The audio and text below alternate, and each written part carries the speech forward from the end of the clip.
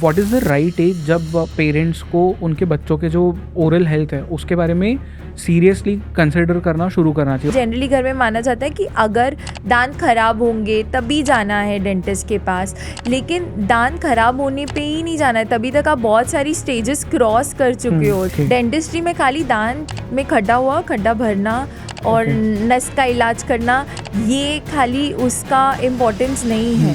What is the right way दांत brush करने का? आपने इतने ज़ोर से ब्रश किया है कि आपका मसूड़े और दांत के बीच का जो एक एरिया है वहाँ पर एक फैसेट क्रिएट हो गया और वो आपको सेंसिटिविटी या झंझनाहट क्रिएट कर रहा है। मिसवाक करके भी ट्विग यूज़ होती है, नीम की भी ट्विग्स यूज़ होती हैं, उसमें एंटी बैक्टीरियल, एंटी केरीज और anti plaque brushing technique is the most important thing. अगर paste would have done all its job then लोगों के दांत खराब ही नहीं होते ना। Oral cancer happens mostly because of tobacco introduction in your oral cavity. कौन से फूड के राशनिंग करनी चाहिए? चिप्स, बिस्किट्स, चॉकलेट्स, फिर उसके बाद anything that is sticky. And aerated soft drinks जो होती है वो किस तरह से हार्म करती है आपके टीथ को? तो वो एक लेयर क्रिएट करता है ऑन योर टूथ सरफेस, फिर वो बायोफिल्म के लेयर में ऐड होता जाता है। एटलीस्ट क्लीनिंग से ही अगर आपका दांत सेफ हो रहा है तो आपको तो रूट कनाल और कैप और इम्प्लांट तो बहुत दूर की बात है, तो एक्सपेंसिव ट्रीटमेंट्स की ज़रूरत ही नहीं है। नमस्ते, जय हिंद। मेरा नाम है जय और ये है द आवारा मुसाफिर शो, एक ऐसा पॉडकास्ट जहां हम बात करते हैं भारत के पास्ट, प्रेजेंट और फ्यूचर की। आज के इस पॉडकास्ट पे हमारी गेस्ट है डॉक्टर ज्योति। ये एक डेंटिस्ट है और आज के इस पॉडकास्ट पे हम बात कर रहे हैं ओरल हेल्थ केयर के बारे में, आपके दांतों के बारे में। हमारे दांत एंड हमारा जो ओरल हेल्थ है ये एक ऐसी चीज़ है जिसके बारे में हम ज़्यादा ध्यान नहीं देते, जबकि हमें ज़रूर इसके ऊपर ध्यान देना चाहिए, स्पेशली इन किड्स। इस पॉडकास्ट से आपको बहुत सारी चीज़ें पता चलेगी, बहुत बेसिक चीज़ें भी पता चलेगी, जैसे कि आपको कौन सा टूथपेस्ट यूज़ करना चाहिए, आपको आपके टीथ को ब्रश कैसे करना चाहिए और आपको अपने बच्चों के ओरल हेल्थ के बारे में ध्यान कैसे देना चाहिए।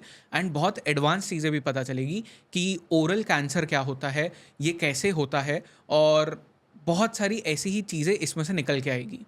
तो अगर आप एक नए पेरेंट हैं या अगर आप एक ऐसे इंसान हैं जिसे अपने ओरल हेल्थ के ऊपर ध्यान देना है तो इस पॉडकास्ट को ज़रूर से देखिएगा। So without any further ado, let's start this podcast in 3, 2, 1।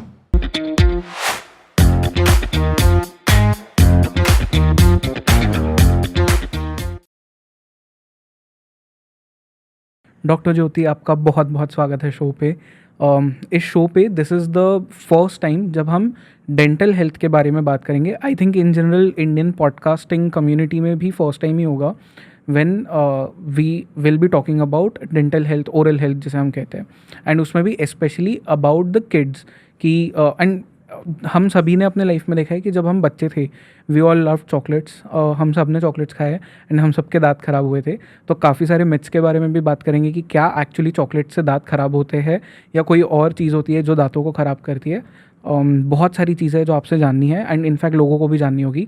So firstly welcome on the show. Thank you so very much. या फर्स्टली टेल मी कि आप, हम जब ऑफ द कैमरा बात कर रहे थे you told me something very interesting and curious which was सब लोगों को 32 दांत नहीं होते, 20 दांत होते हैं। एंड इसके ऊपर आपने एक रिसर्च पेपर भी लिखा था। नहीं, बच्चों के मुंह में 20 दांत होते हैं और 6 बरस की उम्र से आपके पक्के दांत आना शुरू हो जाते हैं। राइट। तो उसके बाद से 32 दांत का प्रोसेस वो 6 बरस के बाद से आपका शुरू होता है। Okay. तो till the age of 5 children have only 20 teeth. Okay. And यहाँ पे like till the age of 6 और maybe 8 years of age लोग कहते हैं कि मिल्क टीथ है, वो दूध के दांत है। इसका एग्जैक्ट मीनिंग क्या होता है? Why is it called milk teeth? These teeth are going to wear off, तो इसकी जगह पर आपके पक्के दांत आने वाले हैं। ठीक है, तो आपका एक वो मिक्स डेंटिशन स्टेज जो आप 6 से 8 साल की उम्र की बात कर रहे हैं, उसमें आपका एक मिक्स डेंटिशन स्टेज होता है जहाँ पर आपके पक्के दांत भी हैं और आपके दूध के दांत भी हैं। तो झड़ते झड़ते 13 साल की उम्र तक आप मिक्स डेंटिशन स्टेज में ही रहते हो। तभी तक आपके वो राक्षसी दाढ़ जो होती है, कनाइन उसको बोलते हैं, वो सबसे लास्ट में आती है। तो मिक्स डेंटिशन स्टेज और दूध के दांत इसके लिए बोलते हैं क्योंकि वो पीरियड में आई थिंक ज़्यादा कंजम्पशन ऑफ मिल्क होता है, Right. तो आई थिंक उस वजह से उसको दूध के But दांत it is बोलते हैं, not but scientific. It's called deciduous teeth. Okay okay yeah the So term milk that से वीव उसका- learned is deciduous teeth. Technically milk से वो बनते नहीं है दांत। नहीं नहीं, मिल्क से Okay, नहीं मुझे बनते। क्योंकि हमेशा से ये लगता था कि बिकॉज वो जो दांत है वो शायद दूध से बनते हैं, इसलिए like I had no clue. Yes. But then ये वाले दांत हमारे टूट क्यों जाते हैं, निकल क्यों जाते हैं? तो वो एक नेचुरल प्रोसेस होता है जिसमें आपके ये 20 दांत जो हैं ये झड़ेंगे। आपको भगवान ने एक सेकंड चांस दिया है कि आप अपने दांत का ध्यान रखें। आपके जो पक्के दांत आने वाले हैं उसके लिए गाइडिंग फैक्टर होते हैं, और इनके जो रूट्स हैं उसको रिजॉर्ब करके आपके परमानेंट दांत आते हैं उसकी Okay. जगह पर। ओके हाँ, तो वो इसके लिए वो हिलते हैं और फिर बच्चे उसको स्टोर करते हैं। Correct. तो लेकिन उसकी रूट्स अगर आप देखेंगे तो जनरली वो दांतों की नहीं होती, उसको रिजॉर्ब करके आपके पक्के दांत आते हैं। Okay. Yes. And on a very lighter note, are tooth fairies true? क्या सच में एग्जिस्ट करती है? हाँ, हम लोग जैसे लोग हैं ना, हम टूथ फेरी है आप। लेकिन हमारे में कोई बिलीव नहीं करता, तो all paediatric dentist Yeah. Are tooth fairies only. Yes. But then जब हम बच्चों की बात करते हैं, what is the right age जब पेरेंट्स को उनके बच्चों के जो ओरल हेल्थ है उसके बारे में सीरियसली कंसिडर करना शुरू करना चाहिए, उसकी केयर करना शुरू करना चाहिए? So, according to American Academy of Pediatric Dentistry या Indian Academy of Pediatric Dentistry, ये सबकी गाइडलाइंस के हिसाब से जब फर्स्ट टूथ इरप्ट होता है, that is 6 months of age में नीचे के दांत आते हैं बच्चों में, तो वो टाइम पे आपको एक डेंटिस्ट को कंसल्ट करना है। और जैसे आप पेडियाट्रिशियंस के पास जाते हैं, जनरली रेगुलर फॉलोअप्स होते हैं, करेक्ट। वो हम लोग रिलीजियसली फॉलो करते हैं। तो वैसे ही आपको जब वो फर्स्ट टूथ इरप्ट होता है तो आपको उनको चेकअप के लिए लेकर आना है। Right. क्योंकि वही एक्चुअली उससे पहले भी कितनी टाइम नेटल दांत होते हैं, मतलब कितने सारे बच्चे हैं जो दूध के दांत के साथ या दांत के साथ पैदा होते हैं। करेक्ट। बट मिथ होती है जहाँ पर लोग उसको निकालने नहीं देते, घर के सीनियर्स होते हैं वो मना करते हैं, नहीं उसे नहीं निकालना, लेकिन उसमें that can be very harmful. बच्चा वो एस्पिरेट कर जा सकता है, मतलब? एस्पिरेट मतलब निगल जा सकता Okay. है और वो उसके विंड पाइप या लंग वाले एरिया में जा सकता है, तो उसके वजह से वो फेटल, मतलब बच्चे के लिए वो फेटल हो सकता है। तो और ऊपर का गम्स और मसूड़े को भी वो हर्ट कर सकता है। Right. तो हम लोग उस सिनेरियो में भी आपको एक डेंटिस्ट को अप्रोच करना चाहिए। तो पेडियाट्रिशियंस वो देखते हैं और वो बोलते भी होंगे, आई एम श्योर कि, लेकिन बहुत सारे लोग नहीं आते। तो 10 दिन की उम्र के बाद हम वो दांत निकाल देते हैं, वो दांतों के तो रूट्स भी नहीं होते, तो वो लिटरली जस्ट हैंग कर रहे होते हैं मुंह में, लेकिन उसको भी निकलवाना ज़रूरी है। तो एक्चुअली ये रिलेशनशिप बहुत पहले ही शुरू हो जाना चाहिए एक डेंटिस्ट और एक बच्चे का या एक पेरेंट का, लेकिन ये नहीं शुरू होता। और हम मतलब जनरली घर में माना जाता है कि अगर दांत खराब होंगे तभी जाना है डेंटिस्ट के पास, लेकिन दांत खराब होने पे ही नहीं जाना है, तभी तक आप बहुत सारी स्टेजेस क्रॉस कर चुके हो जहाँ पर दांत खराब होने, बिकॉज दांत भी आपको बहुत सारे चांसेस देता है। करेक्ट। कि मैं ख़राब होने से पहले या सूजन आने से पहले आप मतलब एक परत बनती है, परत एक एसिडिक एनवायरनमेंट क्रिएट करती है, उसके बाद फर्स्ट लेयर वाइट कलर का एक स्पॉट आता है, उसको वाइट स्पॉट लीजन्स बोलते हैं, उसको भी भरा जा सकता है। फिर छोटी सी काली सी डॉट दिखती है, उसको भी भरा जा सकता है। वो रूट कनाल और सूजन में तो बहुत बाद में जाता है। Right. लेकिन हम लोग वो सब को इग्नोर करते हैं। लेकिन एक है, अगर आपके बच्चे के फेस पे कहीं पे ब्लैक स्पॉट या वाइट स्पॉट आता है, वो हम इग्नोर नहीं करते, उसके लिए immediately you see the best skin specialist and the best paediatrician. अरे कुछ हो तो नहीं गया, लेकिन दांतों को is given like the least importance. It's Correct. like ignorance, literally negligence is the Right. word. Yes. But then जितना लोग अब जो नॉलेज गेन कर रहे हैं उसमें एक चीज़ तो पता चलती है कि your oral health is the key to your overall health. Yes, general but health. Then again जब हम इंडिया में एक ट्रेंड देखते हैं या इंडिया में हम जिस तरह की सोसाइटी देखते हैं, ओरल हेल्थ को इतना ज़्यादा इंपॉर्टेंस नहीं मिलता हमारे यहाँ. बिल्कुल भी नहीं. And if I compare this to a society, probably western society, वहाँ पे एक स्पेसिफिक उनका खुद का डेंटिस्ट होता है, लाइक डेजिग्नेटेड डेंटिस्ट होता है, and they go regularly for checkups and Yes, everything. yes, and India yes. में ऐसा कुछ नहीं होता. इंडिया में ऐसे कुछ नहीं होता क्योंकि उनको लगता है जैसे बड़े लोग होते हैं उनको लगता है 32 दांत है, एक एक करके उखड़वा दो, क्या ही फर्क पड़ेगा. और बच्चों में तो दूध का दांत है तो वो तो झड़ने ही वाला है, उसको ट्रीटमेंट कराने की क्या ज़रूरत है. और ये नहीं पता कि उसके बाद अगर दूध का दांत पहले ही झड़ जाएगा या उसको पहले ही कीड़ा लग जाएगा तो तार का ट्रीटमेंट करना मैंडेटरीली हो जाएगा. आप जो ये अब्रॉड की बात करें वहाँ पर तार का ट्रीटमेंट इज मैंडेटरी. तार का ट्रीटमेंट मतलब is braces. Braces. Okay. Yes. Okay. So it's mandatory. But यहाँ पर इंडिया में वी नथिंग इज मैंडेटरी. आप देखो मोस्टली इट्स इग्नोर्ड. लोगों के क्राउडेड दांत रहते हैं, आगे पीछे दांत रहते हैं, तो उस चीज़ को इग्नोर किया जाता है, जबकि वो कॉस्मेटिक भी एक रीज़न है, लेकिन उसकी वजह से आपकी डेंटल हेल्थ और ख़राब हो सकती है. इंटरेस्टिंग. यहाँ पे बट जब हम इंडिया में बात करते हैं बच्चों की, what are the most common problems जो आपको देखने मिलती है एज अ डेंटिस्ट उनमें? तो केरीज एक मतलब डीके होना या ख़राब होना एक निशानी है.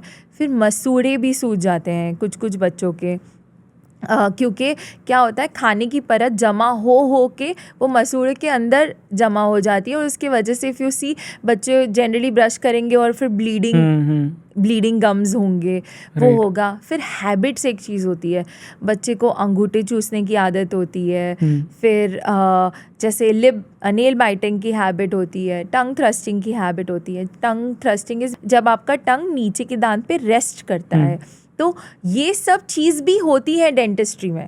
डेंटिस्ट्री में खाली दांत में खड्डा भरना और नस का इलाज करना ये खाली उसका इम्पोर्टेंस नहीं है.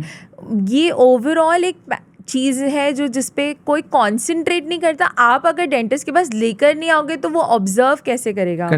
तो ये इसके लिए बहुत ही इग्नोर्ड ब्रांच है क्योंकि अवेयरनेस नहीं है. There are no awareness campaigns as such which is run for dentistry and its importance. Right.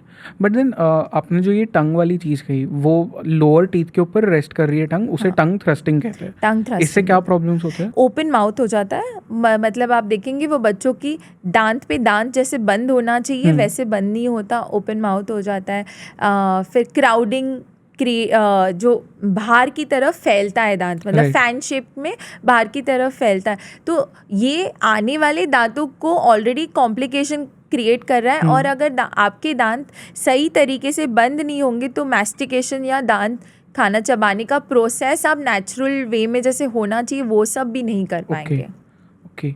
And बहुत सारे लोगों के इस पे अपने अपने ओपिनियंस हो सकते हैं, but what is the right way दांत ब्रश करने का? क्योंकि अब इसमें जैसे वो एड्स में दिखाते हैं कि आपको 2 मिनट के लिए करना चाहिए, कोई कहता है कि 5 मिनट के लिए करना चाहिए, कोई कहता है कि 10 मिनट के लिए. कितने देर के लिए करना चाहिए और कैसे करना चाहिए? What is the right process? Guidelines ये कहती हैं कि आपको 30 सेकेंड पर टूथ पे बिताना है. तो लगभग 2 मिनट के लिए आप ब्रश कर सकते हैं, ये गाइडलाइंस कहती हैं. और 2 मिनट के लिए दिन में 2 टाइम आपको ब्रश करना है. So the right technique of doing it, ऊपर के दांत है तो सर्कुलर मोशन में घुमाइए और फिर उसको जैसे आप झाड़ू मारेंगे और कचरा बाहर को करेंगे ना, तो आप सर्कुलर मोशन में घुमाएंगे और कचरे की जैसे उसको बाहर करेंगे.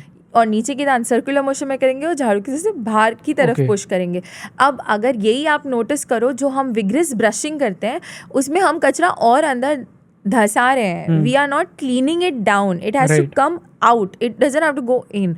इसके वजह से उसके वजह से भी कैविटीज़ क्रिएट हो जाती है, जो आपकी शुगर्स और बाकी सब एरेटेड ड्रिंक्स और स्नैक्स और इसकी वजह से नहीं, इनकी वजह से something called as abrasion facets. मतलब आपने इतने ज़ोर से ब्रश किया है कि आपका मसूड़े और दांत के बीच का जो एक एरिया है वहाँ पर एक फैसेट क्रिएट हो गया और वो आपको सेंसिटिविटी या झंझनाहट क्रिएट कर रहा है. एंड अब जैसे आपने कहा कि विगरस ब्रशिंग नहीं करना है, बट देन इसमें भी अब टूथब्रश जो होते हैं उसमें अलग अलग टाइप के टूथब्रश आते हैं. कुछ होते हैं जो सॉफ्ट होते हैं, कुछ हार्ड होते हैं, एंड कुछ जो उन दोनों के बीच वाला जो जोन है मीडियम होता है. Which is the hard, right medium, one? and soft. So medium is better. Okay. And soft is for children because their mucus area or their gingiva area is little gentle. So generally अगर आप अपना टंग घुमाएंगे अपने दांतों के ऊपर तो आप एक हल्की सी परत फील करते हो, ठीक है. वो परत होती है बायोफिल्म और उसी के अंदर आपके सारे बैक्टीरिया बैठे हुए हैं. Okay. वही जब प्रोलॉन्ग पीरियड के लिए आपके दांतों के ऊपर एक लेयर रह जाता है और वो लेयर लेकिन आपको मैकेनिकल क्लीनिंग करनी होती है एवरी 6 मंथ्स जाके स्केलिंग करनी होती है. जैसे हम लोग उस मैकेनिकल क्लीनिंग से या पॉलिशिंग से वो परत को आपको क्लीन करके देते हैं. अब क्या होता है वो परत के ऊपर परत बैठती जाती है और वो लिटरली दांत के जैसे एक थिक फॉर्मेशन क्रिएट हो जाता है और लोगों को लगता है ये तो कुछ और ही, वो पीला सा होता है और वो आपके दांतों को हिलाता है. दांत की सफाई आपके दांतों को नहीं हिलाती है. तो जब हम वो परत निकालते हैं तो आपके दांत मोबाइल हो जाते हैं क्योंकि वो मसूड़ा नीचे जाके एक वो परत क्रिएट हो गई है और उसको जब आपने निकाला है तो दांत मोबाइल हो गया और दांत हिलने लग गया. Okay. तो जब हम लोग बोलते हैं बच्चों को लेकर आओ और छोटे बच्चों में भी आप ये क्लीनिंग का प्रोसेस, फ्लोराइड, प्रिवेंटिव ट्रीटमेंट्स भी बहुत है डेंटिस्ट्री में कि ऐसा नहीं है कि आप खाली आए हैं और ट्रीटमेंट करना है. Preventive protocols. प्रिवेंटिव में क्या होती है? प्रिवेंटिव्स में सीलेंट्स होते हैं. अब दांतों में जो दाढ़ें होती हैं उनमें ग्रूव्स होते हैं, वी फॉर्मेशन शेप में ग्रूव्स होती हैं. आप उसको एक सीलेंट से पैक कर सकते हो. सीलेंट्स आते हैं उसमें कोई ड्रिलिंग नहीं होता है, कुछ नहीं होता है, सिर्फ उस ग्रूव को पैक कर लेते हैं क्योंकि वहीं जाके आपका खाना फंसेगा और वहीं से कैविटी फॉर्मेशन होएगी तो आप एक प्रोटेक्टिव लेयर उसके ऊपर लगा देते हो जो घस जाती है ग्रेजुअली, फिर आप आके रीफिल करा सकते हो. वो प्रिवेंटिव है. फिर उसके बाद आपका स्केलिंग कराना प्रिवेंटिव है. फ्लोराइड वार्निश लगाना मतलब नेल पॉलिश जैसे हम लोग वो फ्लोराइड एप्लीकेशन करते हैं दांतों के ऊपर दांत की सफाई करने के बाद. वो नेचुरली जो आपके सलाइवा में फ्लोराइड रहता है जो दांतों को प्रोटेक्ट करता है, एक लेयर फॉर्मेशन करता है, तो वो हम लोग आर्टिफिशियली नेल पॉलिश की जैसे एप्लीकेशन कर देते हैं. बस वो उससे भी प्रोटेक्टिव प्रिवेंटिव ट्रीटमेंट्स में ये सब चीज़ें आता है. बच्चों को रेगुलरली गार्गल्स के लिए इंट्रोड्यूस करना. अब मैं हर 2 मिनट में तो बच्चों को नहीं बोल सकती ना कि आप जाओ ब्रश करो, आप जाओ. तो हम लोग ये ओल्ड स्कूल में फॉलो करते थे. अगर आप देखो तो जितने बुजुर्ग होते थे तो वो खाना खाने के बाद उंगली मार के अच्छे से कुल्ला करते थे. सो यहाँ पे I want to ask you this one thing. जब हम मेरे आई थिंक ग्रैंडफादर तक दिस प्रोसेस वाज देयर कि वो नॉर्मल टूथब्रश या टूथपेस्ट से ब्रश नहीं करते थे, वो दातून का यूज़ करते थे which is like I think neem के उसका वो एक बार होता है ट्विग. उससे करने से क्या होता है? Is it good? There are a lot of research articles on this and मिसवाक करके भी ट्विग यूज़ होती है, नीम की भी ट्विग्स यूज़ होती हैं और उसमें एंटी बैक्टीरियल, एंटी केरीज और एंटी प्लक ये सब की प्रॉपर्टीज़ अवेलेबल है. मिसवाक में तो स्टडीज़ में ये भी इंडिकेट किया कि फ्लोराइड भी अवेलेबल होता था. तो every coin has its 2 sides. तो इसका भी 2 साइड है कि एक साइड है उसमें बहुत सारी बेनिफिशियल प्रॉपर्टीज़ थी जो नेचुरली दांतों को प्रोटेक्ट करती थी, बट वो टाइम कंज्यूमिंग था. आपको दातून को लिटरली 15 से 20 मिनट तक जब तक उनका नहा धो के होता था तब तक वो चबाते रहते थे. और आज के टाइम स्पैन में उतना टाइम अवेलेबिलिटी नहीं है, नंबर 1. और नंबर 2 इज़ दैट कि ईज़िली पहले क्या वो गांव या उसमें घर में ही नीम का पेड़ होता था, उससे तोड़ लेते थे. अब आपको जाकर वो दातून खरीदना, उसकी अवेलेबिलिटी. वेरएज हम लोग तो ब्रश और टूथपेस्ट अभी 10 मिनट्स में स्विगी और जोमेटो से भी ऑर्डर कर सकते हैं. तो अवेलेबिलिटी इज़ अ प्रॉब्लम. और आप अभी भी देखो तो बहुत सारे लोग वो दातून वाला प्रोसेस अवॉइड कर रहे हैं लेकिन वो ब्रश को दातून घुमाने वाले तरीके से ब्रश कर रहे हैं, जिसकी वजह से वो अब्रेजन फैसेट्स हो रहे हैं, आपका म्यूकस और जिंजाइवा हर्ट हो रहा है. तो there is a plus to it also, but the technique is very important. So Right. we've picked up things from there only. अब अगर अच्छा नहीं होता तो आपको क्यों प्रमोट करके वो बोलते कि आपके टूथपेस्ट में नीम है और चाकोल भी है और मेसवाक नमक. के नाम से तो there is this brand as well. Exactly. So है एडवांटेजेस डेफिनेटली है, बट अभी जैसे छोटे बच्चे हैं उनको मैं नीम का दातून करने के लिए नहीं बोल सकती. अ चाइल्ड नॉर्मल ब्रश से भी अच्छे से ब्रश कर ले अंडर पेरेंट्स गाइडेंस तो भी बहुत है. अभी दातून 15-20 मिनट तक कहाँ वो चबाता रहेगा. बट इन जनरल जो एक टूथपेस्ट होता है दातून उससे ज़्यादा बेटर होता है फॉर योर हेल्थ. सी हम लोगों ने ये सब की प्रॉपर्टीज ली और वो सब प्रॉपर्टीज आपके टूथपेस्ट में मिक्स कर दी. हमने with chemicals as well, right? Chemicals मतलब फ्लोराइड भी डाल दिया और एक फ्लेवर भी डाल दिया. फिर उसके बाद आपका क्लेंजिंग मैकेनिज्म भी क्रिएट कर दिया. तो it's a faster process. Yes. So एक करेक्ट टूथपेस्ट कोई कैसे चूज करे, क्योंकि there will be some brands जिनके टूथपेस्ट जो होते हैं वो बहुत ज़्यादा हार्मफुल भी हो सकते हैं आपके टीथ के लिए. तो सही कौन सा है toothpaste? So toothpaste is basically like soap. Almost most of the toothpaste have 1000 ppm fluoride in it. आप एक पी साइज़ का जब आप पेस्ट लेते हो, हम तो पी से ज़्यादा ही लेते हैं, हम लोग वो पी साइज़ तो फॉलो ही नहीं करते. हम लोग लिटरली भर के टूथपेस्ट ले लेते हैं. तो हम जितना ले रहे हैं उसमें इनफ फ्लोराइड आपको मिल जाता है, but your technique is important. So paste will help, but brushing technique is the most important thing. अगर paste would have done all its job, then लोगों के दांत खराब ही नहीं होते ना, केरीज ही नहीं होती, वो बायोफिल्म की लेयर ही फॉर्मेशन नहीं होती, क्योंकि टेक्निक इनकरेक्ट है. क्लेंजिंग मैकेनिज्म करेक्ट नहीं हो रहा है. Technique of cleansing is very important. Unless and until फिर वो मेडिकेटेड टूथपेस्ट आते हैं जैसे जिसमें दांतों में बहुत, जैसे मैंने आपको बोला ऊपर की परत एक इनामिल का लेयर होता है, वो जब निकल जाता है डेंटिन एक्सपोज हो जाता है तो झंझनाहट जो बोलते हैं, तो वो टाइम पे वी गिव मेडिकेटेड जिसमें एक्स्ट्रा फ्लोराइड होता है कि वो आपका ये इनामिल का लेयर फॉर्मेशन में हेल्प करे. ओके. यस. एंड आपने जो एक चीज़ बीच में कही कि पी साइज हमें वो टूथपेस्ट का अमाउंट लेना होता है, और इन जनरल लोग लेते हैं जितना बड़ा टूथब्रश होता है उतना ही हेड रहता है, हाँ. वो पूरे पेस्ट को आप कवर करके. सो इसका डाउन साइज क्या होता है, मतलब what is the negative aspect of this? कि मतलब फ्लोराइड जितना जाना चाहिए उससे ज़्यादा जा रहा है, एक्सेस इंट्रोड्यूस हो रहा है. तो इसके लिए उन्होंने वो आपको इंट्रोडक्शन में ऐसे बोला था, जो ग्रेजुअल जो सब हम जो पढ़ते हैं हमको गाइडलाइंस दी जाती है उसमें ऐसे बोला जाता है कि पी साइज मतलब मटर के दाने के जितना आप को पेस्ट लेना है. I want to ask you something कि कोई ऐसे टूथपेस्ट होते हैं या maybe not from India, बाहर की कोई ब्रांड्स हो विदाउट टेकिंग द नेम्स, जिनको यूज़ करने से कैंसर तक हो सकता है आपको? बिकॉज बहुत से बार ये चीज़ें बोली जाती है ना ऑन द इंटरनेट कि इस टूथपेस्ट को यूज़ मत करिए, इसको यूज़ करने से लोगों को कैंसर हो गया. So that's I want to just clear that. नहीं ऐसा मतलब not have I come across और read so far in my career.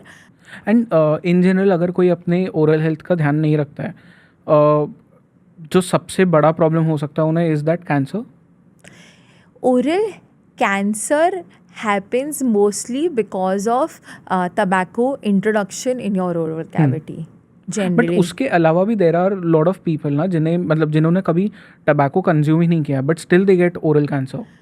जैसे कंटिन्यूसली आपके कोई दांत के वजह से वो एरिया में हर्ट हो रहा है या लग रहा है, वो जगह में कंटिन्यूस चोट पहुंचने के वजह से या इरिटेशन होने के वजह से भी कैंसर होता है, तो वो आजू बाजू की हड्डी को भी खाने लग जाता है.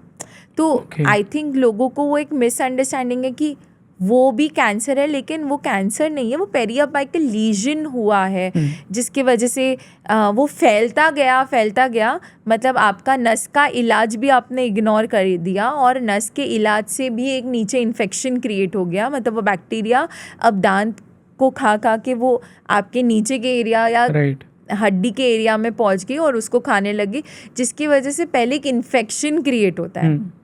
मतलब आप देखो, दांत आपको इतनी अपॉर्चुनिटीज़ देता है कि ट्रीटमेंट करा लो। वो एक तरह से एक अलार्म देता है आपको, एक इंडिकेशन देता है। कंटिन्यूसली एक जगह पे चोट लगने से और अपन इग्नोर करने से भी फिर वो एक लीजन बन जाता है। लेकिन वो सब लीजन्स बायोप्सी लेके ही कंफर्म किए जाते हैं कि वो कैंसरस है या प्री कैंसरस है या कैंसरस नहीं है, ऐसा। ओके। एंड एक और चीज़ जो आपसे बात करने के बाद में मुझे पता चली, विच वॉज कि दूध पीने से कैविटीज़ होती है। हाँ। ये दिस इज समथिंग जो मैंने फर्स्ट टाइम सुना है। इंडिया में तो दूध इतना ज़्यादा कंज्यूम किया जाता है, स्पेशली बाय किड्स। यस। तो ये क्या चीज़ है? दूध में एक मेजर कंपोनेंट होता है जो होता है लैक्टोस। ह्यूमन मिल्क में ले लो या आपके दूसरा जो हम मिल्क कंज्यूम करते हैं उसमें। अब लैक्टोस जब मोस्टली आप देखोगे तो मम्मी बच्चे को दूध पिलाते पिलाते सुलाती है। अब वो दूध पिलाते पिलाते सुला दिया और मुंह में वो दूध की एक परत रह गई, ठीक है।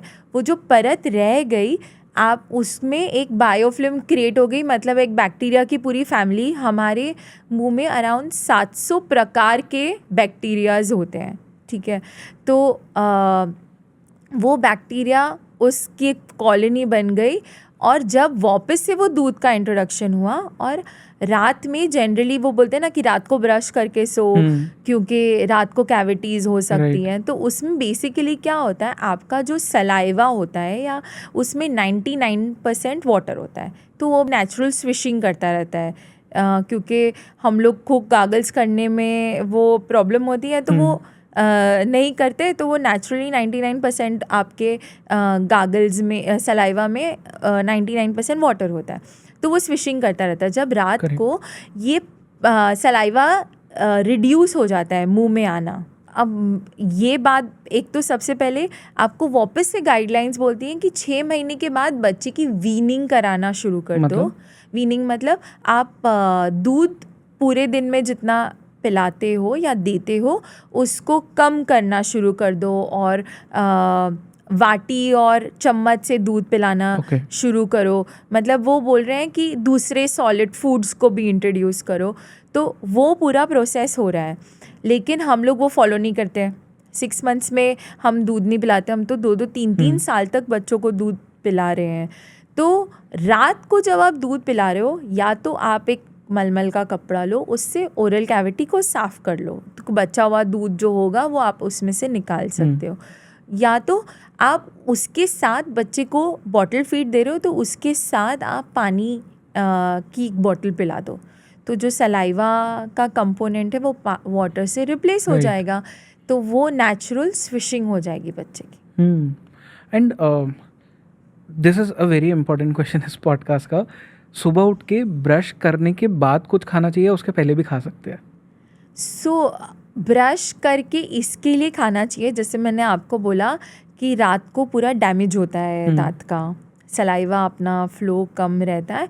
तो सुबह हम लोग जब भी उठते हैं, so you generally have this bad breath because the cavity has left its acidic component, and that whole mouth is a primary acidic environment in the oral cavity. So you clean that acidic environment, create a alkaline or a base environment, and then consume your food. Okay. Yeah. But because India में ये problem है ना कि because people are so addicted to chai, तो सुबह उठते ही वो सबसे पहले चाय पीते हैं, without even like brushing the teeth और गार्गलिंग, वो पहले सबसे पहले चाय पीते हैं। नहीं, लेकिन आई थिंक बहुत सारे ओल्ड स्कूल्स में ये फॉलो होता है कि उठते सार पहले गर्म पानी पियो। हाँ, वो तो होता ही ऑफ कोर्स। हाँ, तो आपने अगर वो गर्म पानी भी पी लिया तो वो एसिड को अंदर ले गए। ओके। तो वो एटलीस्ट स्विशिंग, या तो गागल करो, वो भी नहीं हो रहा है तो कम से कम पानी तो लोगे कि गागल करोगे, तो उसके बाद आप अपना चाय ले लो। But still I would recommend कि ये सब प्रोसेस करने से पहले ब्रश कर लो, लेकिन अगर नहीं करना चाहते तो एटलीस्ट गागल्स और पानी का एक इंट्रोडक्शन आई थिंक मेजर आप देखो, मेजर डाइटिशियंस भी वही रेकमेंड करते हैं कि आप उठो 1 ग्लास राइट। गुनगुना पानी ले लो हाँ, और हाँ। पी लो, तो वो आप कर लीजिए। Okay. And coming back to जो छोटे बच्चे होते हैं, उनकी पेरेंट्स को जो उनका ओरल हेल्थ है उसका ध्यान किस तरह से रखना चाहिए for like first 5 years and उसके बाद में फिर? तो सबसे पहले जैसे मैंने बोला कि दूध पिलाते पिलाते आप एवरी टाइम आप दूध पिला रहे हैं तो एक साथ में साफ मलमल का कपड़ा रखें और उसको साफ करें। राइट। और जितने विजिलेंट आप उसके फेस के ऊपर हैं या बॉडी के ऊपर है, उतनी विजिलेंट उसके दांतों के ऊपर भी रहें। टंग ज़रूर क्लीन करें। और अगर आपके बच्चे के मुंह में पैदा होते ही दांत थे या नेटल टूथ था या पैदा होने के बाद इमीडिएटली दांत आ गए, तो उससे जाकर डेंटिस्ट को दिखाएं, उसको निकलवाएं। मुझे पता है कि बच्चों को कन्विंस करना और उन्हें ब्रश करने के लिए ले जाना एक बहुत ही टास्क है, मतलब फॉर पेरेंट्स कि मतलब वो इंट्रोड्यूस करना, क्योंकि वो ऑलरेडी एक टीदिंग के प्रोसेस से जा रहे हैं, उनको उसका भी पेन हो रहा है, फिर जाके क्लेंजिंग कराना। लेकिन अगर आप ये कर रहे हैं तो जैसे आप कोई भी घर की नींव स्ट्रॉन्ग रखते हैं, तो आप दांतों की भी नींव स्ट्रॉन्ग कर रहे हैं। करेक्ट। तो आपकी अगर नींव स्ट्रॉन्ग होगी तो आने वाले दांत जगह पे आएंगे। बाकी फिर लोग वो भी बोलेंगे कि नहीं, जेनेटिकल फैक्टर्स हैं, there is no denial about genetical factors कि जेनेटिक्स की वजह से मेरे बच्चे के दांत टेढ़े मेढ़े आए या genetically they are more prone to decay. That is one, but your नीव हैज़ टू बी स्ट्रॉन्ग। और मिक्स डेंटिशन स्टेज में तो ज़्यादा ही ध्यान रखना चाहिए, ब्रशिंग करके, क्लेंजिंग करके, डॉक्टर के पास लेकर जाके हर 6 महीने में चेकअप करा के, क्योंकि उस टाइम पे नए दांत भी आ रहे हैं और पुराने दांत अगर ख़राब होंगे तो एक ख़राब फ्रूट जैसे बास्केट के बाकी फ्रूट्स को ख़राब कर देता है, वैसे एक ख़राब दांत भी बाकी का एनवायरनमेंट ख़राब कर सकता है। तो आपके आने वाले दांत जो आपके साथ लाइफ लॉन्ग रहने वाले हैं वो भी ख़राब हो सकते हैं। करेक्ट। एंड जो मिल्क टीथ होते हैं, कभी ऐसा भी होता है कि वो गिरते ही नहीं है? हाँ, कुछ पेशेंट्स में ऐसे होता क्यों? है क्योंकि उन लोग में जेनेटिकली कुछ परमानेंट दांत मिसिंग होते हैं। अच्छा। तो दांत गिरने का जो प्रोसेस होता है वो नीचे से जब भी आपके पक्की दाढ़ आ रही है तो वो आपके परमानेंट जो डेसिडुअस या दूध के दांत हैं उसके रूट्स को घसते वो ऊपर आता है और फिर वो ऊपर का क्राउन पोर्शन होता है उसको ढक्कन के जैसे निकाल के वो पॉप अप होके बाहर आ जाता है। दोनों का अगर हम स्ट्रेंथ देखें, अगर दोनों परमानेंट टीथ वर्सेस जो मिल्क टीथ होता है, इज इट ट्रू कि जो मिल्क टीथ होते हैं वो कमज़ोर दांत होते हैं? हमारे दांतों में लेयर्स होती है, जैसे इनामल, डेंटिन, फिर उसके बाद आपका पल्प टिश्यू आता है। तो मतलब लेयर्स, परत जो होती है, इनकी वो परत जो होती है वो is comparatively smaller than what it is of the permanent. Okay. तो that is why the chance of decay becomes even more it's faster. Right. So अगर कोई ऐसा बच्चा है जिसके मिल्क टीथ नहीं गिरे और दैट किड ग्रोज अप, तो उसके लिए वो प्रॉब्लमेटिक है, तो उसको वो रिप्लेस करा लेने चाहिए वो टीथ? तो ग्रेजुअली जब वो दांत गल जाता है या उसको कैविटी लग जाती है तो आजकल तो implants and all have come as a solution. तो इमिजिएटली वो आप एक्सट्रैक्ट करके उधर आप इम्प्लांट से रिप्लेस कर सकते हैं उस दांत को। तो even if you have permanently missing, naturally missing teeth or something like that, they can be replaced by implants. Okay. And बच्चों को डॉक्टर्स स्पेशली डेंटिस्ट के पास जाने में इतना डर क्यों लगता है? And not just kids, I am 27 years old, मैं खुद डरता हूँ डेंटिस्ट के पास जाने से। सारा डर जो है ना वो चालू होता है जब आप वैक्सीनेशन के लिए डॉक्टर्स के पास जाते हैं। तो वैक्सीनेशन के लिए जाते हैं तो वो आपको इंजेक्शन देते हैं तो आपको लगता है हर जो वो डॉक्टर के पास जाएंगे वो मुझे इंजेक्शन देगा। प्लस जो पेरेंट्स होते हैं वो बच्चों के अंदर एक फोबिया क्रिएट करते हैं कि देख, अगर तू ये बात नहीं सुनेगा तो मैं डॉक्टर के पास लेके जाके उसको बोलूँगी तुझे इंजेक्शन देने के लिए। तो उनके दिमाग में एक डर बैठ गया है। मतलब जब वो एक डॉक्टर को अपने दिमाग में एक क्लिक करते हैं तो उनको अपना वैक्सीनेशन, इंजेक्शन ये सब याद आता है। तो एक हैप्पी एनवायरनमेंट या एक डॉक्टर फ्रेंडली भी हो सकता है, इसके लिए नहीं वो होता। प्लस अभी जैसे आप 27 ईयर ओल्ड हो और आपको ऑलरेडी एक डेंटिस्ट से डर लग रहा है, ठीक है, तो आप वो इनडायरेक्टली अपना एंजाइटी और फियर एक बच्चे को अननोइंगली ट्रांसफ़र कर दोगे। राइट। इसके लिए जब हम डेंटल ट्रीटमेंट्स करते हैं तो हम लोग यूफिज़म यूज़ करते हैं, टर्म्स। यूफिज़म मतलब जैसे अगर मैं आपके बच्चे के मुंह में ड्रिल यूज़ कर रही हूँ तो हम बोलेंगे कि ये शावर है, दांत का शावर है।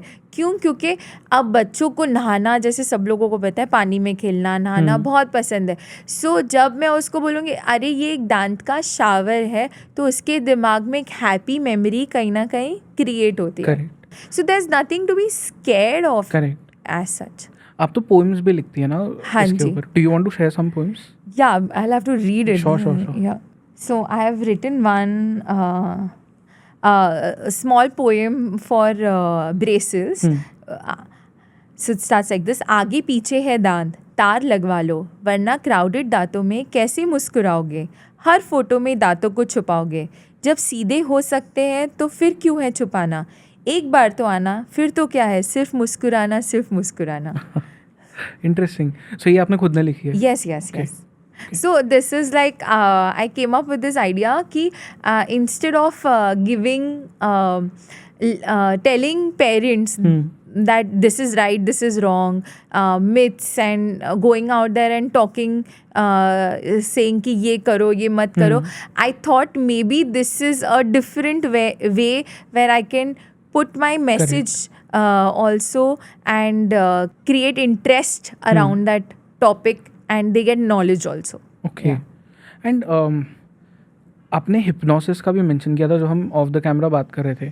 How is hypnosis used here?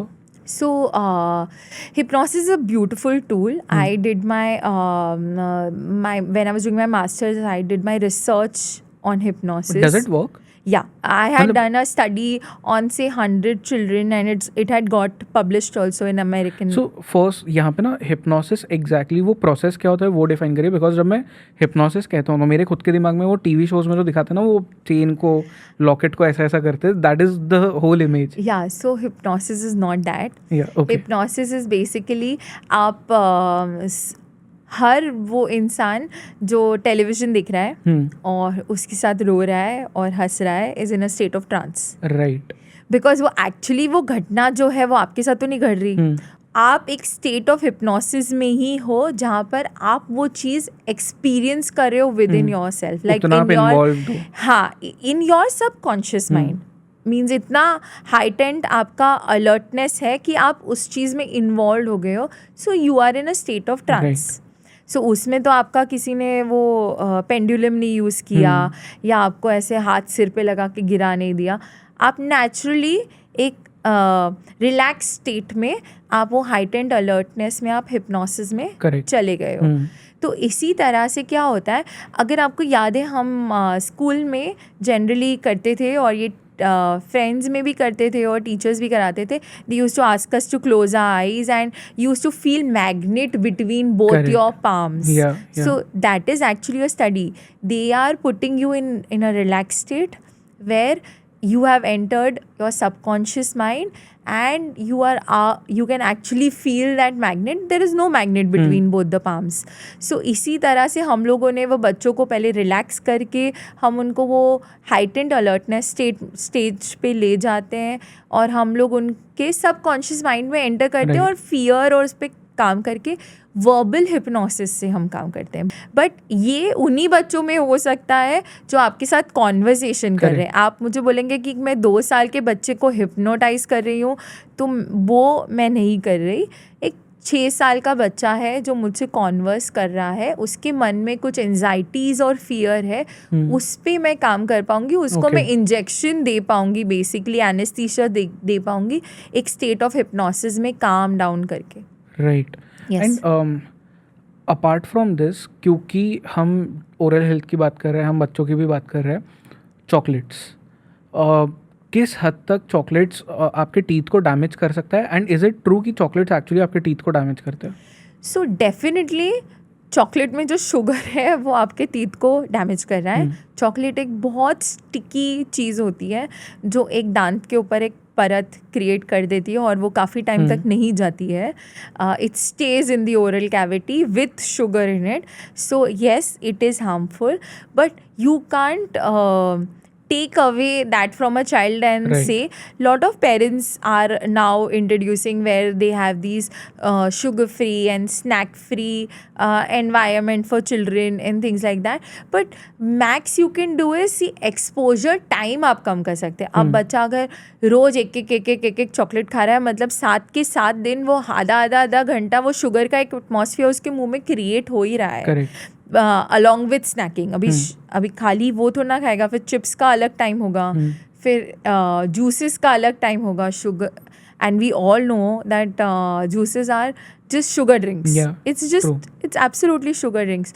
तो डायरेक्टली या इनडायरेक्टली इतना टाइम वो एक्सपोजर टाइम हो जा रहा है, और ऊपर से आप मैकेनिकल क्लेंजिंग नहीं कर रहे, आप रेगुलर क्लेंजिंग नहीं कर रहे हो, आप नॉर्मल ब्रशिंग कर रहे हो, वो भी वंस अ डे कर रहे हो। I mean twice a day तो बहुत कम हाउस होल्ड्स या मतलब एक टाइम, वो मतलब बहुत पेरेंट्स ऐसे बोलते हैं एक टाइम ही करा लूँ तो बहुत बड़ी बात है, मतलब 2 टाइम तो is like lot expectation, plus gargles नहीं कर रहे। तो आप एक्सपोजर टाइम उस चॉकलेट्स का कम करते जाओ, रैशनिंग करते जाओ। जैसे हम सिगरेट्स में बोलते हैं कि आप रैशनिंग से शुरू करके फिर उसको बाहर लेकर जाओ, वैसे आप रैशनिंग करते जाओ, एंड प्रेफरेंशियली आप डे टाइम में उसको वो शुगर का एक्सपोजर दो रादर देन नाइट टाइम में या आप इवनिंग टाइम में, क्योंकि मॉर्निंग से इतनी मील्स उसके बाद उसके मुंह में जाएंगी कि एटलीस्ट गागल से नहीं तो, लेकिन अगर नेचुरल प्रोसेस में दूसरा खाना खाएगा तो उसके साथ वो क्लेंज होते, सेल्फ क्लेंजिंग मैकेनिज्म में थोड़ा बहुत तो क्लीन हो सकता है। But then it is very tough कि एक बच्चा है जो चॉकलेट्स छोड़ने के लिए कभी भी रेडी होगा, इनफैक्ट बड़े होने के बाद भी लोग नहीं छोड़ पाते।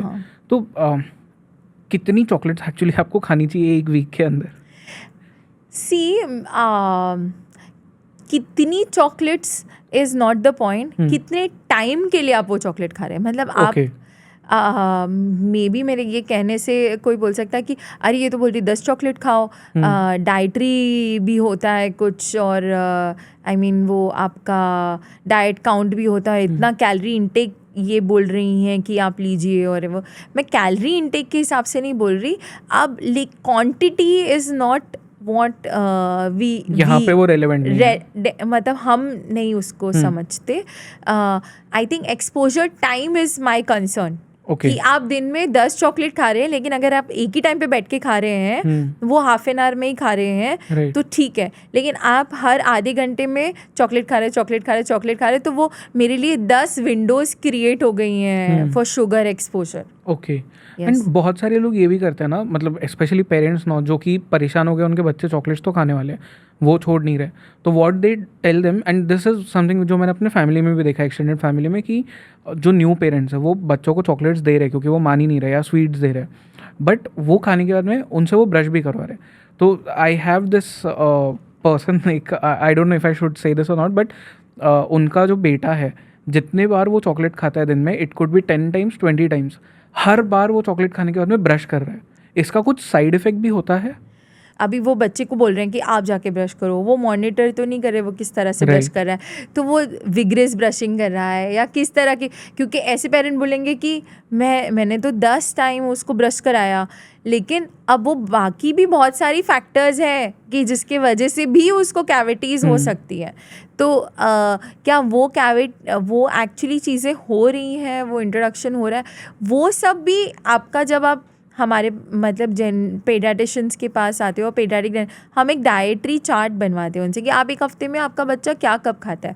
अब वो बहुत सारे पेरेंट्स ऐसे बोलेंगे नहीं ये तो कुछ नहीं खाता, बट जब हम पूरा वो उनसे लिखवाएंगे, अरे वो तो क्या खाली 2 बिस्किट थे, अरे ये तो क्या 4 वेफर्स थे, अरे ये तो कैसा, अरे लेकिन वो 2 बिस्किट में शक्कर भी तो थी, मतलब एक ग्लास दूध पी लिया उसने, अरे वो दूध में लैक्टोज भी तो था। तो वो सारा फैक्टर्स है। या कितनी टाइम अभी ऐसे होता है बच्चों के बाकी सब दांत क्लीन होते हैं, अब हम इस तरह से गेज करते हैं या हमारी डायग्नोसिस होती है, तो उनके नीचे के पीछे की दाढ़, ठीक है, जो होती है बच्चों की, वो जनरली कैविटी पकड़ी हुई होती है। तो मैं पूछूंगी मम्मी को कि डाइटरी पूछ लूँगी, फिर बोलेगी नहीं नहीं ये तो ऐसे का। मैं फिर उनको पूछती हूँ ये टीवी देखते हुए खा रहा है क्या बच्चा? तो बोलती है हाँ। तो मैंने बोला खाना बहुत देर तक आपके गाल में रखता है और आपको उसको बोलना पड़ता है क्या कि चबाओ, खाना खाओ, खाना खाओ? तो वो बोलते हैं हाँ। तो बेसिकली क्या हो रहा है, आपका खाना वो पॉकेट में ही फंसा हुआ है, तो वो पॉकेट का ही एरिया आप देखेंगे तो वो वहीं खराबी दे रहा है। बाकी सब दांत तो हेल्दी है, सिर्फ वो पॉकेट का ही एरिया कैविटी में कन्वर्ट हो रहा है, या वो पॉकेट का एरिया में दांत खराब हो रहा है, वो इतना खराब हो गया कि वो रूट कैनाल तक पहुंच गया है। ऐसा तो ये लेवल होता है। तो बहुत सारी चीज़ें होती है, फैक्टर्स होते हैं फॉर डायग्नोसिस और फॉर ट्रीटमेंट प्लान। ऐसा so what are the food या ड्रिंक्स जो आज के मॉडर्न टाइम्स में कंप्लीटली एलिमिनेट कर देना चाहिए, not just for kids, like everyone? So foods and see eliminate करना तो बहुत, मतलब एलिमिनेट तो बहुत बड़ा टर्म है, एक्सट्रीम टर्म है, क्योंकि नहीं एलिमिनेट हो सकता, वरना तो we would have been on a different healthy cycle right now, and to remove it from our system is not easy. Like we all know that I don't know if I should say this also, Maggi is not a healthy option. It's not a healthy food option, or even for that matter your noodles and all these things that are made of maida is not good, papad is not good. We know that these things are not good, ठीक है, but how much ever you know it, we all know a lot of many things, but we can't eliminate it from your system, but you can ration it. You can choose the time you want to give the child, you can choose the quantity you want to give the child. These things you can take care, right? क्योंकि आपको उसके side effects पता है, तो ये सब चीज़ में भी राशनिंग कर सकते हो। कौन से फूड के राशनिंग करनी चाहिए? चिप्स, बिस्किट्स, चॉकलेट्स, फिर उसके बाद anything that is sticky, even if you are having गुड़ वाली चिक्की, मतलब उसको फिर वो हेल्दी ऑप्शन में भी काउंट किया जाता है, लेकिन anything that is sticky that will stay on to your tooth, right, and will stay there for a very long time. Anything that is sticky and that has sugar or carbohydrates in these components in it, you can have to. Okay. And aerated soft drinks जो होती है वो किस तरह से harm करती है आपके टीथ को? तो ऑब्वियसली उसमें अभी there is lots of I think not only articles, there is lot of videos also on it कि उसमें 8 चम्मच शक्कर है. करेक्ट, हाँ. तो अगेन, और so anything which has sugar वो आपके टीथ को तो डैमेज करेगा. Yes. Okay. और एरेटेड ड्रिंक्स का क्या होता है, वो एक लेयर क्रिएट करता है ऑन योर टूथ सरफेस, एक बहुत थिन लेयर क्रिएट करता है, वो फिर वो बायोफिल्म के लेयर में ऐड होता जाता है इस तरह. ओके. एंड ओवर टाइम वो अगर ज़्यादा हो गया वो बढ़ती जाता है लेयर, और फिर वो so basically your tooth decay starts from the first layer of that biofilm.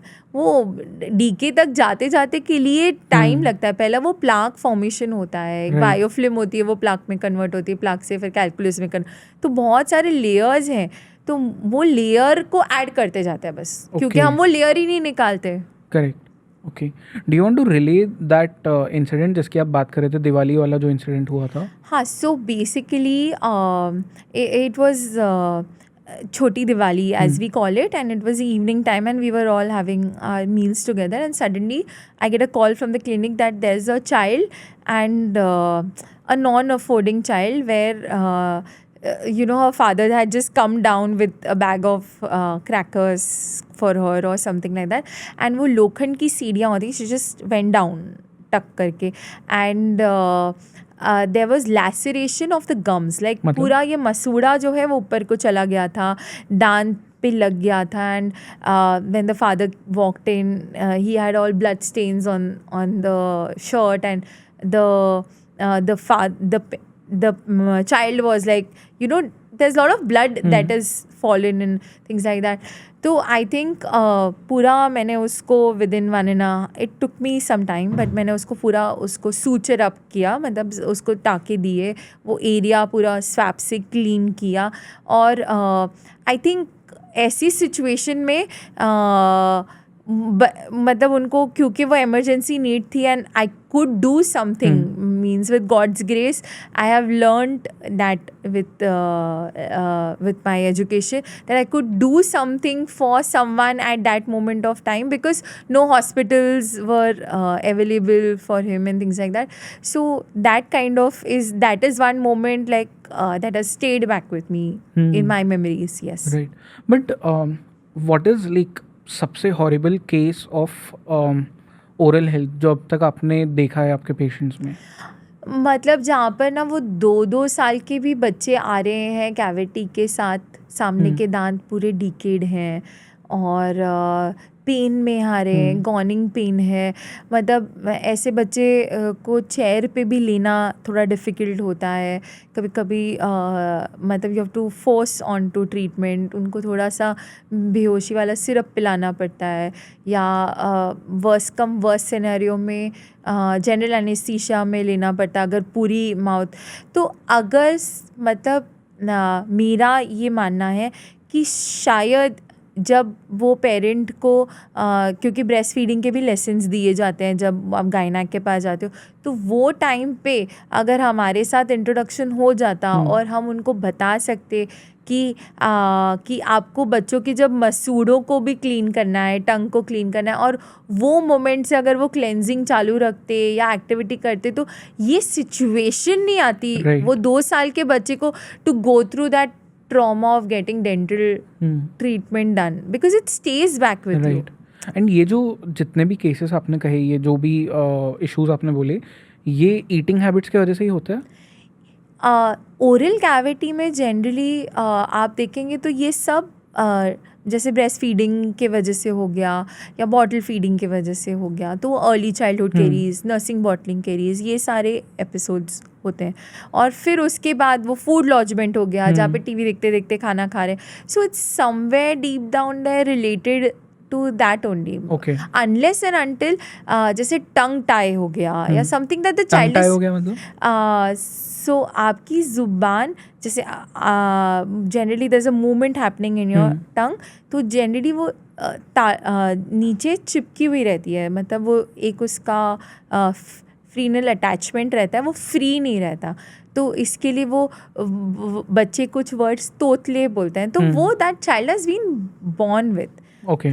या जैसे मुंह में अल्सर्स आ गए तो वो विटामिन डेफिशिएंसी आ गई. मतलब basically oral cavity is a mirror to general health. तो हम लोग ओरल कैविटी ही देख के बता सकते हैं कि इनमें क्या कमी है, क्या इनको तकलीफ़, मतलब दूसरी भी क्या तकलीफ़ें हो सकती हैं, वो आपकी में ओरल कैविटी में भी हम देख के बता सकते हैं. किसी को एसिड रिफ्लेक्स आता है तो उसकी वजह से दांत पीले हो जाते हैं.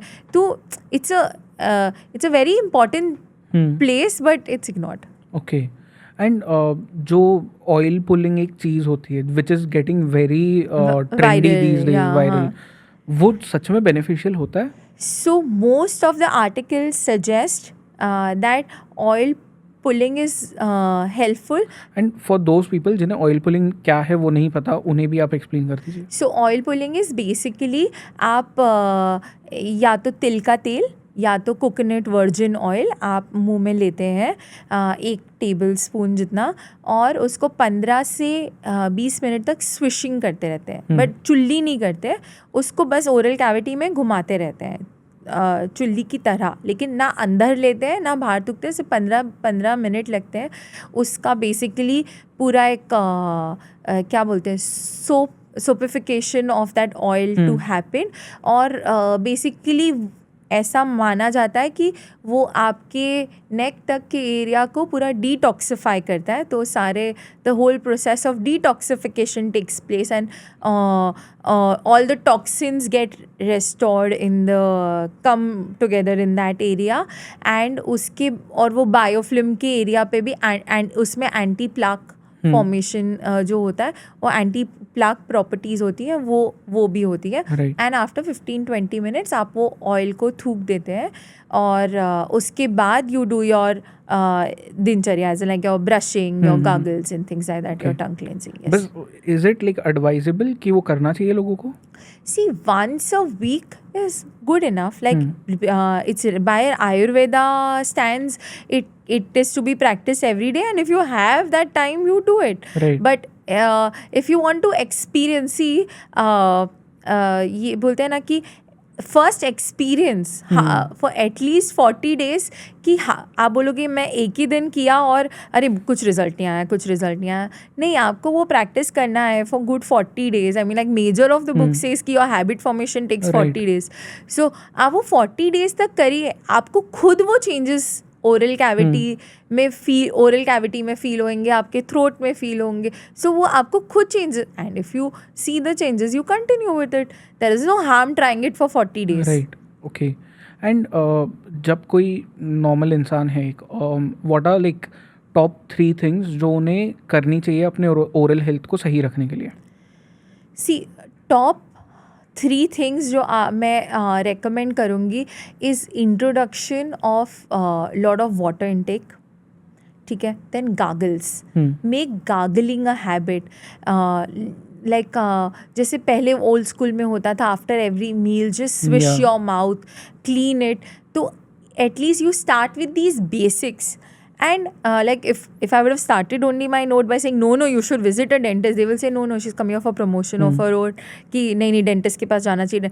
नहीं, आप ये basic चीज़ें करना शुरू करो. And when still like जब हम खुद होते हैं तो हम फील कर सकते हैं कि हमारी मुंह में से बास आ रही है, तो वो सारी चीज़ें इंडिकेशन है. तो उसको सीरियसली लेके आप एक बार डेंटिस्ट को जाके पूछ तो लो. एटलीस्ट एक आपको क्या क्या प्रॉब्लम्स हैं वो दिख के आ जाएगा. सो बट दिनचर्या में ब्रशिंग ट्वाइस डेली, फिर प्रिवेंटिव केयर जैसे पानी पीना, गागल्स करना, वो सबको इंट्रोड्यूस कर लो. और फिर स्टार्ट योर डेंटल विजिट्स कि एटलीस्ट क्लीनिंग से ही अगर आपका दांत सेफ हो रहा है तो आपको तो रूट कनाल और कैप और इम्प्लांट तो बहुत दूर की बात है, तो एक्सपेंसिव ट्रीटमेंट्स की ज़रूरत ही नहीं है. ओके. एंड बहुत सारे घरों पे ये होता है ना कि जब भी किसी को टूथ पेन होता है, मतलब not just kids, even adults, तो क्लोव ऑयल का यूज़ करते हैं. वो कितना सही है, कितना गलत है? नहीं, clove oil has anti inflammatory properties, ठीक है, but it is not solution to the problem of dental caries. Okay. Dental caries is what basically you have to, जहाँ पर कैविटी है वहाँ पर एक डीके क्रिएट हो गया, आपको वो पूरी डीके को क्लीन करना है, वो एरिया को कंटामिनेशन से फ्री, एक कंटामिनेटेड एरिया उसको फ्री करना है. बट वो मोमेंटरीली रिलीफ दिलाएगा आपको clove oil. Right. It has anti inflammatory, pain relief properties, लेकिन that is very momentarily. That is not the solution to your problem. That is just a reliever. That's just a relieving factor. Correct. It's like how one would just pop in a painkiller. But painkiller can just give you momentarily relief. It will not give you solution to the problem that you're facing. क्योंकि इसको बहुत सारे लोग तब use करते हैं ना जब आपका विजडम टूथ आते रहता है, तो वो बहुत पेन करता है, तब लोग फिर क्लोव ऑयल यूज़ करते हैं. And once the pain is gone, वो भूल जाते हैं कि उन्हें डेंटिस्ट के पास भी जाना था. एग्जैक्टली. एंड देन फिर वो वापस से पेन आ जाता है थोड़े टाइम के बाद. क्या होता है, दांत का एक अक्यूट स्टेज होता है, फिर वो क्रॉनिक स्टेज में चला जाता है जहाँ पर वो पेन होना बंद हो जाता है. फिर जैसे मैंने आपको बोला कि वो नीचे की तरफ पूरा इन्फेक्शन चला जाता है, फिर वो हड्डी को खाना शुरू कर देता है. तो अक्यूट स्टेज में उन्होंने क्लोव ऑयल डाल दिया होगा, वो मोमेंटरी रिलीफ हो गया होगा, लेकिन फिर भी वो खड्डे में जाके खाना फंस रहा है और वहाँ पे कंटामिनेशन का प्रोसेस कंटिन्यू हो रहा है और वो क्रॉनिक स्टेज में पहुँच गया है जहाँ पे नस ऑलमोस्ट मर गई है, लेकिन इन्फेक्टेड तो है, वो जगह इन्फेक्टेड तो है. अगर आपके कोई बॉडी के पार्ट पे आपको चोट लगती है और वहाँ इन्फेक्शन है, आपके रियल लाइफ में आपको कहीं चोट लग गई, स्क्रैच भी आता है, तो आप उसको बेटाडीन से साफ़ करते हो, उसके बाद बैंडेजिंग करते हो. तो दांत को क्यों नहीं करते हैं? उसको क्यों आप खाली मतलब तेल लगा के फिर आपके हाथ पे भी जो चोट लगी उस पर भी क्लोव ऑयल लगा दो और उसको फिर क्योर होने दो. करेक्ट. तो उसका भी हीलिंग आपका बॉडी का ही भाग है, वो उसी का अंग है, उसका भी हीलिंग मैकेनिज्म है, उस पे भी आपको उसी तरह से मरहम पट्टी करनी पड़ेगी या ट्रीटमेंट करानी पड़ेगी जैसे आप बाकी बॉडी के पार्ट को ट्रीट करते हो। एंड जो बैड ब्रेथ की हमने बात की थी, तो यू एक्सप्लेन कि बैड ब्रेथ होता क्यों है, बट उसे क्योर कैसे करें? सो बैड ब्रेथ होता इसके लिए है क्योंकि उसमें खाली आपकी ओरल कैविटी कभी कभी नहीं इन्वॉल्व रहती।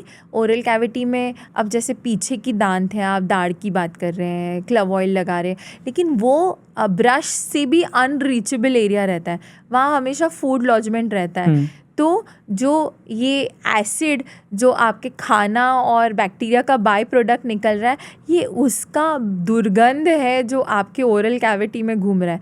Plus along with that there are systemic diseases also that give indications through oral cavity कि there is something not right, there is something not right. Your GI tract वो indication दे रहा है कि खाना आज हजम नहीं हुआ, तो उसकी आपको बैड ब्रेथ आ रही है।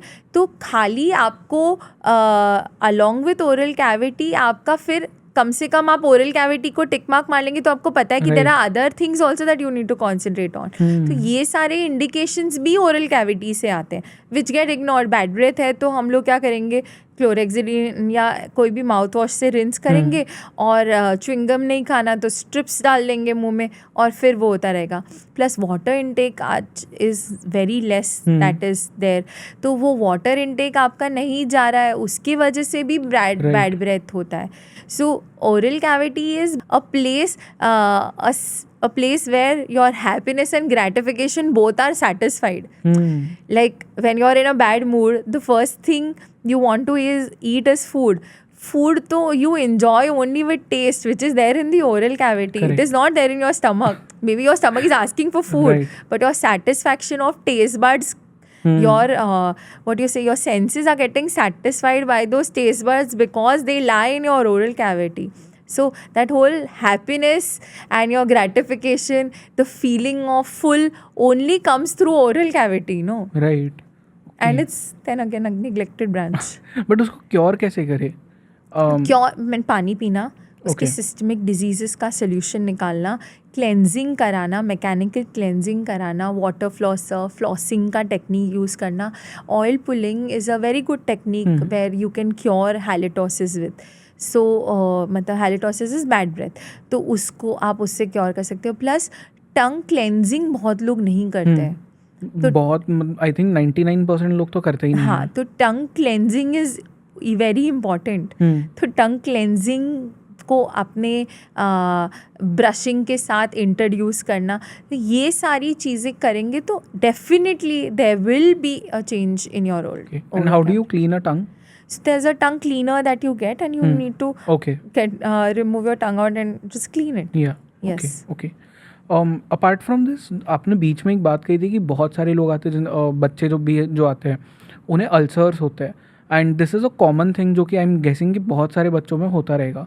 इसके लिए व्हाट इज़ लाइक अ घरेलू उपाय जो लोग कर सकते हैं? तो अल्सर्स विटामिन बी की डेफिशिएंसी का एक इंडिकेशन होता है, तो जनरली उसके साथ आप B12 उनका चालू कर देते हैं। और उसके साथ हम लोग रेकमेंड करते हैं आप हेक्सिडीन, क्लोरहेक्सिडीन की ऑइंटमेंट्स आती हैं जो हम लोग ओरल कैविटी में पोस्ट खाना खाने के बाद 2 से 3 टाइम करेंगे तो उससे वो रिलैक्स हो जाता है। प्लस आप B12 के मील्स से भी रिप्लेस कर सकते हैं और आप मेडिकेशंस भी स्टार्ट कर सकते हैं depending on the level of B12. Okay. Yes. And for you as a dentist, what kind of treatment is like a very difficult treatment? Looking at the pediatric dentistry's perspective, I love treating handicapped children. Okay. It's that because that is like the most difficult task. Giving anesthesia to them, actually working on them on chair, because their dental health is the most ignored. Because there is so much else going on with the child and parents are busy taking care of so much else the other problems, but dental health is like the last of the priority where उनको जब pen होता है या तकलीफ़ होती है तो उनको चेयर पे ट्रीट करना, डेंटल चेयर पे उनको कन्विंस करके, उनको बात करके एनेस्थीसिया देना, उनमें वो ड्रिल लेके जाना, because they are scared of every single thing that's happening in and around them. So I think that is an amazing feeling. Matlab, it's like you feel that you've studied for the right thing when it's when you give local anesthesia or with successfully you've done these handicapped children. Right. And how do you treat, मतलब कुछ बच्चे होते हैं, कुछ क्या I think maximum बच्चे जो एक डेंटिस्ट के पास आ रहे हैं, in fact them and their parents both, वो एंग्शियस होते हैं. How do you treat them, मतलब किस तरह से? काउंसलिंग और फर्स्ट जो सिटिंग होती है, generally we introduce them to all the things that we are going to use on them in the next sitting. जैसे ड्रिल है, ये इंस्ट्रूमेंट है, इसका क्या रोल है, हम उनको टच एंड फील कराते हैं वो चीज़ को कि ये आपके हाथ पे कैसे हो रहा है, क्योंकि उनको वो हर चीज़ का एक एक्सपीरियंस कराते हैं कि दिस इज़ हार्मलेस. फिर हमारे पास दांत के मॉडल्स होते हैं, जो टॉयज़ में दांत के मॉडल्स होते हैं, हम उनको उन पे काम करने देते हैं, उस चीज़ को एक्सपीरियंस करने देते हैं. एंशियस पेरेंट्स की हम अलग से काउंसलिंग करते हैं, और मोस्ट ऑफ द टाइम हम क्या करते हैं कि पेरेंट को हम बाहर बिठा देते हैं, बच्चे को हम अंदर लेते हैं. क्यों? क्योंकि अब बच्चा अपना शांति से, हम लोग टीवी लगा के उनको कार्टून लगा के दे देते हैं उनके टेलीविज़न पे, और दे आर डिस्ट्रैक्टेड, तो उनको पता ही नहीं होता है मोस्ट ऑफ द टाइम्स हम क्या कर रहे हैं. बट एक मदर ऐसा रिएक्शन देगी और शी विल गिव लाइक, अरे मतलब वो जब हम नीडल डाल रहे होते हैं, एक मदर एक रिएक्शन देती है, तो बच्चे को डर भी नहीं होगा, तो वो उस रिएक्शन को देख के डर जाता है. तो हम जनरली पेरेंट्स को काउंसिल करके बाहर बिठा देते हैं और बच्चे को हर चीज़ से इंट्रोड्यूस करके फिर उन पर काम. ओके. एंड ये क्यों होता है कि मोस्ट ऑफ द टाइम्स जब आप एक डेंटिस्ट के पास जाते हो, after that the dentist says कि आप आइसक्रीम खा सकते हो जाते वक्त? नहीं, हम लोग वो दांत निकालने के बाद बोलते हैं. क्यों पर? तो उससे क्या होता है, को हम जनरली बोलते हैं कि जब दांत निकाल देते हो तो बाहर से बर्फ़ का सेक देना. ठीक है, तो बाहर से तो आप बर्फ़ का सेक दे देते हो, लेकिन अंदर जहाँ जख्म है वहाँ ठंडे का सेक कैसे पहुँचेगा? अच्छा, तो जब आप आइसक्रीम खाओगे और ठंडा खाओगे, तो हम लोग ये भी साथ में बोलते हैं आप ठंडा और नरम खाना खाना आज, या आप जितने हो सके कोल्ड जूसेस लेना है. तो हम बेसिकली वो एरिया पे ठंडा का सेक देने के लिए इनडायरेक्टली आपको बोल रहे हैं कि वो जगह पे ठंडे का सेक दो. Doctor Jyoti, thank you so much इस एपिसोड के लिए. बहुत ज़्यादा नॉलेज मिला मुझे भी, एंड जो भी देख रहे होंगे, स्पेशली न्यू पेरेंट्स जिन्हें पता नहीं था कि किस तरह से वो केयर कर सकते हैं उनके न्यूबॉर्न चाइल्ड के ओरल हेल्थ के बारे में, उन्हें बहुत इन्फॉर्मेशन मिला होगा. एंड इन जनरल जो अडल्ट हैं उन्हें भी कुछ पता चला होगा about their oral health. But I want कि इस एपिसोड को हम एंड करें आपकी किसी पोएम के ऊपर, because that would be a great note to end this podcast on. Okay, for sure. Yeah. This is like one of the latest ones I've written. Preventive treatment is a very good choice. Be it sealants, fluoride treatments or cleaning, it's just a suggestion and an advice. This will help your child's tooth go miles. Don't think too much about the price. Trust me, it will save you from the pain and the cries, and also the tense nights. Before the germs, prevent your child's tooth before the germs strike. So plan the dental visit soon and don't think twice. Perfect. Thank you so much, Dr. Jyoti. Yes. It was amazing talking to you. Yeah, thank you so very much.